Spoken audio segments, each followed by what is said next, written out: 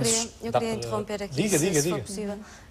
No caso da Sofia, como a Sofia o marido se encontrou num período de desemprego, não tinha um rendimento considerado pela instituição bancária para fazer a consolidação. Então passou pela reestruturação dentro da própria entidade, ou seja, tentou alargar o prazo e reduzir taxas sempre que possível, de forma a pagar uma prestação menor, mesmo neste caso tendo em instituições diferentes, porque o rendimento atual não era possível ser considerado pela instituição bancária para fazer a consolidação.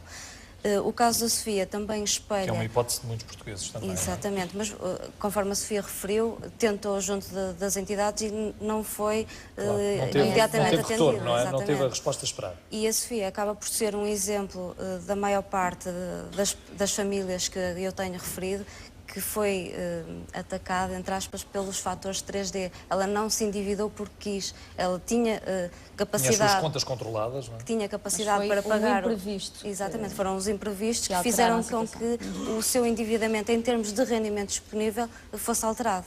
Não há seguros que possam previr este tipo de situações? Por norma, os seguros associados aos créditos são seguros de vida, vida, morte, não é? Em caso de invalidez. Não há risco para estas eventualidades? E muitas vezes existe no caso dos créditos pessoais. No crédito à habitação é muito raro, até porque têm prémios muito elevados e as pessoas optam por não querer esse seguro. E agora já não há taxas a pagar, se quisermos mudar de instituição bancária? Está um pouco polémico. Então? Daquilo que eu tenho visto, eu já li... Não é o que diz a lei? O decreto-lei diz que, efetivamente, na renegociação, os bancos não podem cobrar o custo pela análise e nem sequer fazer o cross-selling, a chamada adesão a outros produtos para redução e renegociação dos créditos existentes. No entanto, aquilo que eu tenho notado pelas instituições bancárias é que não é assim tão linear, ou seja, eles permitem ou não cobram essa despesa pela renegociação no próprio banco, ou não fazem esse cross-selling no próprio banco, mas se for uma transferência, a lei já não está tão explícita assim. Se calhar tem que se remodelar mais uma vez a lei. É uma lacuna da lei que é aproveitada. Estas hipóteses que aqui estamos a apresentar são, na maioria dos casos, desconhecidas pelos portugueses.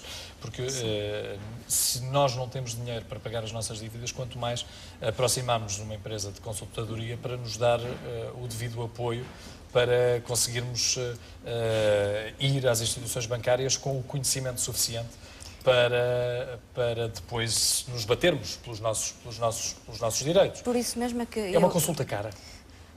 Depende das empresas de consultoria. No nosso caso, nós, na maior parte dos casos, cobramos um custo de análise que não é um valor significativo, e eu posso dizer aqui, o custo são 50 euros. Sim. Não cobramos absolutamente mais nada até à data da escritura ou até à data da conclusão do processo.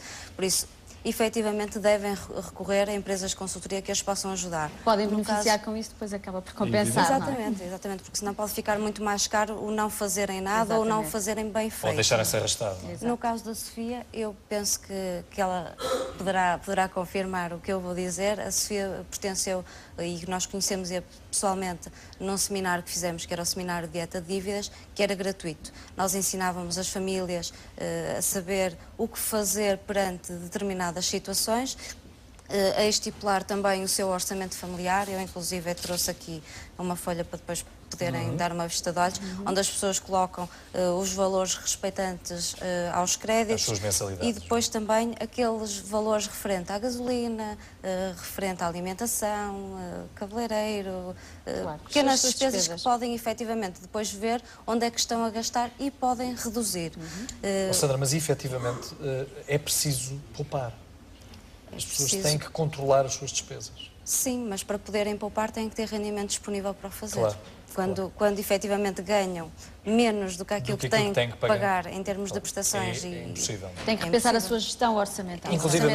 Inclusivamente terem de orçamentar as suas compras diárias, procurar os sítios onde podem fazer as suas compras. Escolher as marcas brancas. A poupança na energia, isso também está acessível a todos fazermos isso em casa, não é? E é só no fim do ano depois que as pessoas normalmente fazem essas contas e põem as mãos na cabeça porque podiam ter poupado aqueles montantes.